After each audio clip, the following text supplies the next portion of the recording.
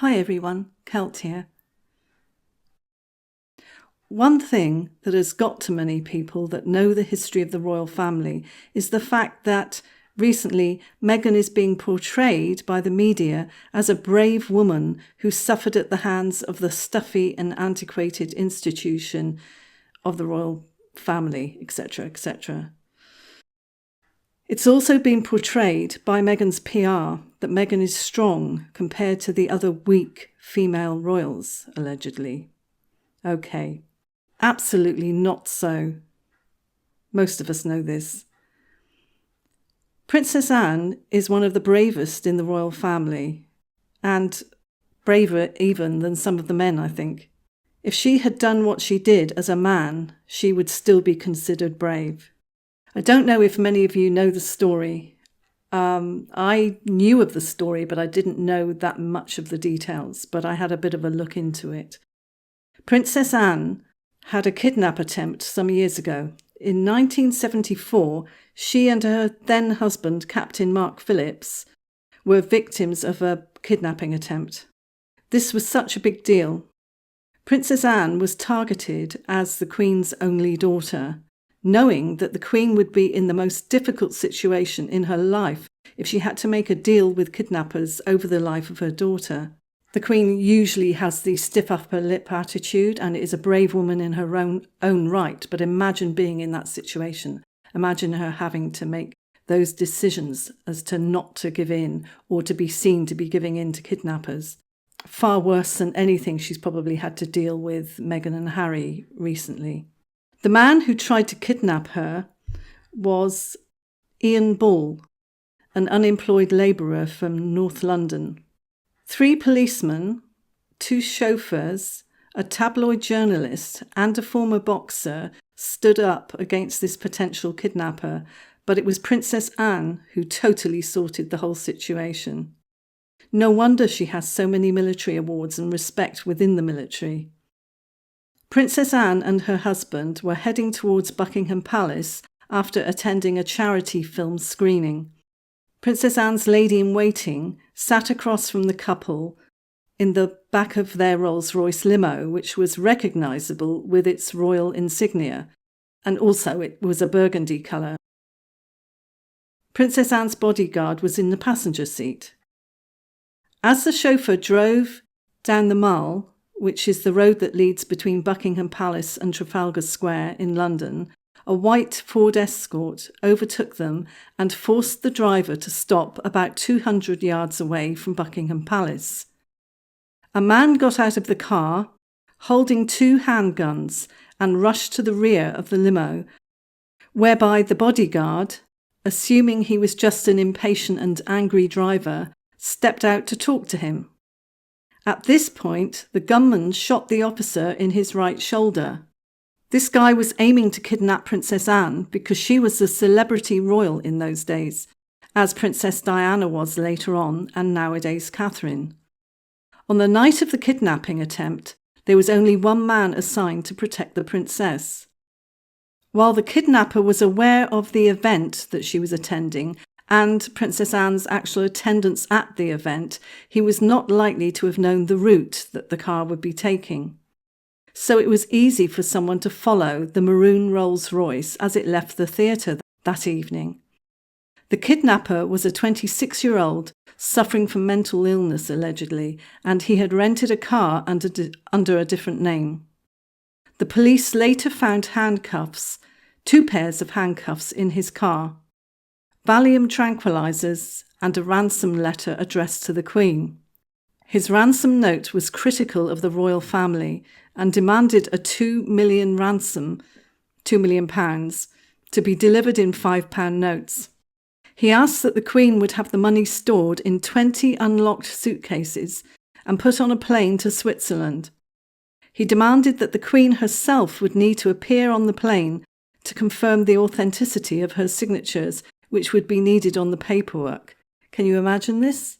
Can you imagine if it got that far?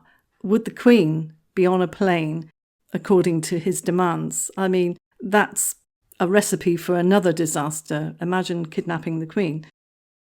Although some of the Metropolitan Police carried guns in those days, Those signed to protect the royal family carried automatic weapons. When the bodyguard tried to shoot the kidnapper, his aim was hindered by his wounded shoulder, and after the first shot, his gun jammed. The kidnapper then tried to open the back door opposite Princess Anne and yelled, "Open or I'll shoot." Princess Anne and her husband, Captain Mark Phillips, did their best to hang on to the door to try and keep it shut, while Princess Anne's lady-in-waiting crawled out of the door on the passenger side. I would have thought somehow, maybe it's just me, you would have bodyguards actually throwing themselves across the person to be protected. I would have thought a lady-in-waiting or a bodyguard would have thrown themselves across to protect Princess Anne, but it's almost as if nobody wants to get hurt in this. The lady-in-waiting crawling out of the door on the other side, so she obviously had her reasons. Maybe it was a good move. The bodyguard then jumped back into the car and placed himself between Princess Anne and her husband and the kidnapper, who by then had shot into the car. The bullet was deflected by the bodyguard's hand. He was then shot a third time, wounding him. I think this time it was in the stomach, and causing him to fall out of the car onto the ground. The chauffeur stepped out to confront the gunman and was shot in the chest, and he fell back into the car. Then, finally managing to pull the back door of the car open, the kidnapper grabbed Princess Anne's arm while her husband held on to her waist. The kidnapper pleaded with Princess Anne to get out of the car and insisted that she had to come. As this struggle continued, Princess Anne's dress ripped, splitting it right down the back. She didn't panic. It was a life or death situation for her, and her reaction was to be what she later called a very irritating conversation with her potential kidnapper. Princess Anne kept saying that she didn't want to get out of the car and that she was not going to get out of the car. And in response to the kidnapper insisting she got out of the car, she said, "Not likely." I can just imagine her saying that. Her husband, Captain Phillips, admitted that he was frightened. Anne has never admitted that she was frightened. She admits to being highly irritated. It took a while to resolve the situation as the police officers were hesitating to advance on an armed man who was so close to the Queen's daughter. What a responsibility. Another motorist had also tried to park his car in front of the kidnapper's car to stop him from escaping. And Princess Anne did actually manage to get out of the car, and as the kidnapper ran around towards her, she jumped back in to the car with her husband, shutting the door. A man called Ronald Russell, who was driving home from work, got involved and ended up punching the kidnapper in the face. So this potential kidnapper, Ian Ball, pleaded guilty to attempted murder and kidnapping charges and was sentenced to life in a mental health facility. The police had surrounded the car but kept at a distance, just watching the proceedings. Princess Anne noticed that their presence was making the kidnapper more and more nervous, so she told him, "Go on, now's your chance," to which he ran off. Princess Anne got right back to normality, and the day after the attack she returned to her normal routine.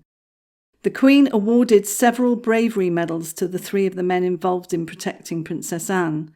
Princess Anne, during a later interview, acknowledged, and I quote, "If anybody was serious on wiping one out, it would be very easy to do." End quote. Another brave woman is the Queen when riding her horse at the Trooping the Colour, whereby a teenager fired at her, which caused her horse to react. The bullets were blanks, but no one knew that at the time. The Queen just calmed her horse and carried on as normal. The time that the Queen's own bedroom was invaded by an intruder showed her bravery and level-headedness in what must have been a terrifying situation. That story is quite well known and involved a man who climbed a drain pipe and climbed into an open window into Buckingham Palace, walked through the hallways and somehow ended up in the Queen's bedroom. Another time the Queen was brave was during the war when she served as a young mechanic. Instead of sitting at home, safe in her cosy palace, reading or sewing, which, as a princess, would have been more than acceptable. So, try to imagine Meghan Markle in either of those situations. What do you think she would have done? Let me have your comments, and I'm looking forward to them. And I'll see you in the next one. Thanks for watching. Bye. If you think you're subscribed, please check, because a lot of people have been unsubscribed by YouTube. Ding my bell for more alerts for more videos. Like if you liked it and share. Bye.